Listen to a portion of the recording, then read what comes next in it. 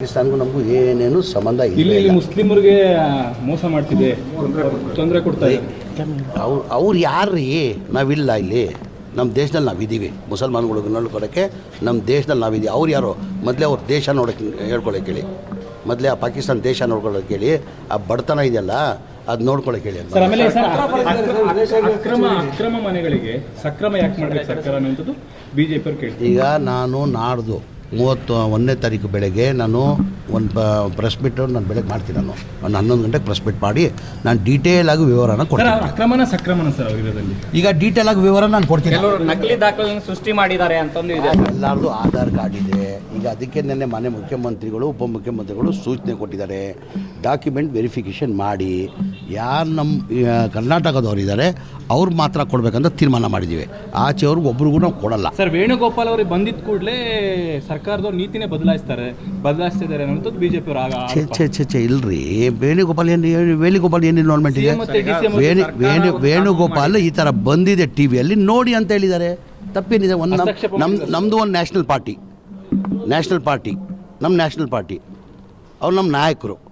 ಈ ಕರ್ನಾಟಕದಲ್ಲಿ ಇದೆ ಸುದ್ದಿ ನಡೀತಾ ಇದೆ ನ್ಯಾಷನಲ್ ಲೆವೆಲಲ್ಲಿ. ಏನಿದೆ ನೋಡಿ ಅಂತ ಮನೆ ಮುಖ್ಯಮಂತ್ರಿಗಳು ಹೇಳಿದ್ದಾರೆ. ಮನೆ ಮುಖ್ಯಮಂತ್ರಿಗಳು ನಿನ್ನೆ ಮೀಟಿಂಗ್ ಮಾಡಿದ್ದಾರೆ. ನಿನ್ನೆ ಮೀಟಿಂಗ್ ಮಾಡಿ ಎಲ್ಲ ಕಾರ್ಪೊರೇಷನ್ ಅಧಿಕಾರಿಗಳಿಗೆ ಸೂಚನೆಯನ್ನು ಕೊಟ್ಟಿದ್ದಾರೆ. ವೆರಿಫಿಕೇಷನ್ ಮಾಡಿ ಯಾರಿಗೂ ಅನ್ಯಾಯ ಆಗಬಾರ್ದು, ಲೋಕಲ್ ಆಗಿರಬೇಕು, ಅವ್ರು ಮಾತ್ರ ಮನೆಗಳು ಕೊಡಬೇಕಂತ ತೀರ್ಮಾನ ಮಾಡಿದ್ದಾರೆ. ಎಲ್ಲರ ತಾವ ಯಾರಿಗೆ ಮನೆ ಕೊಡ್ತೀವಿ ನಾವು? ಆಧಾರ್ ಕಾರ್ಡ್ ಇರ್ತದೆ, ರೇಷನ್ ಕಾರ್ಡ್ ಇರ್ತದೆ, BPL ಕಾರ್ಡ್ ಇರ್ತದೆ. ಅಂಥವ್ರು ತಾನೇ ಮನೆ ಕೊಡೋದು.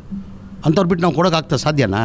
ಈಗ 1 lakh ಹೌಸಿಂಗ್ ಸ್ಕೀಮಲ್ಲಿ ಏನು ಮನೆಗಳು ಕೊಡ್ತಾಯಿದ್ವಿ, ಅಥೆಂಟಿಕ್ ಡಾಕ್ಯುಮೆಂಟ್ಸ್ ಇದ್ದರೆ ಮಾತ್ರ ಕೊಡೋಕ್ಕೆ ಸಾಧ್ಯ. ಎಲ್ಲೋ ಬಾಂಗ್ಲಾದೇಶದಿಂದ ಬರೋರಿಗೆಲ್ಲ ಕೊಡೋಕ್ಕೆ ಸಾಧ್ಯನಾ? ಇಲ್ಲ, ಅಂಥವ್ರು ಕೊಡೋಕ್ಕಾಗಲ್ಲ. ಅಂಥವ್ರು ಹೆಂಗೆ ಕೊಡೋಕ್ಕಾಗ್ತದೆ ನಾವು? ಅವ್ರ ಮೇಲೆ ಕ್ರಮ ಏನು ಇಲ್ಲ. ಅಂಥವ್ರು ನನಗೆ ಬಂದಿರೋ ಮಾಹಿತಿ ಪ್ರಕಾರ ಅಂಥವ್ರು ಬಾಂಗ್ಲಾದೇಶ್ ಒಬ್ಬರು ಇಲ್ಲ. ಆ ಟೋಟಲ್ 185 ಜನದಲ್ಲಿ 20 ಜನ ಅವ್ರು ಆಚೆ ಇದ್ದಾರೆ. ಆಚೆ ಅಂದರೆ ನಮ್ಮ ಕರ್ನಾಟಕದವರು. ಅವರು ಯಾದಗಿರಿ ಅವರಿದ್ದಾರೆ, ಗುಲ್ಬರ್ಗ ಅವರಿದ್ದಾರೆ, ರಾಯಚೂರು ಅವರಿದ್ದಾರೆ. 20 ಜನದಲ್ಲಿ 185 ಜನದಲ್ಲಿ 20 ಜನ ಇದ್ದಾರೆ. ಅದು ನಮ್ಮ ರಾಜ್ಯದವ್ರೆ. ಅವರು ಯಾದಗಿರಿ, ಗುಲ್ಬರ್ಗ, ಬೀದರ್ ಅಂಥವ್ರು 20 ಜನ ಇದ್ದಾರೆ. ಈಗ BBMP ಅಧಿಕಾರಿಗಳಿಗೆ ಮನೆ ಮುಖ್ಯಮಂತ್ರಿಗಳು ಉಪಮುಖ್ಯಮಂತ್ರಿಗಳು ಸೂಚನೆ ಕೊಟ್ಟಿದ್ದಾರೆ. ಅವರು ಪಟ್ಟಿಯನ್ನು ರೆಡಿ ಮಾಡ್ತಾರೆ. ಯಾರ ಟ್ರ್ಯಾಪಿಗೆ ನಾವು ಇದಾಗಲ್ಲ. ಈಗ ಕೇರಳದವ್ರು ಬಂದಿದ್ರಪ್ಪ. ಕೇರಳದವ್ರು ಬಂದು ಏನು ಮಾಡಿದ್ರು? ಆಯಿತು, ಬಂದರು. ಈಗ ಇದೇ ಥರ ಬುಲ್ಡೋಸ್ UPದಲ್ಲಾಗಿತ್ತು. ಏನಕ್ಕೆ UPಗೆ ಹೋಗಲಿಲ್ಲ? 1.5 ವರ್ಷ ಹಿಂದೆ UPಗೆ ಹೋಗ್ಬೇಕಾಗಿತ್ತಾನೆ. UPಗೆ ಹೋಗಿದ್ರಾ?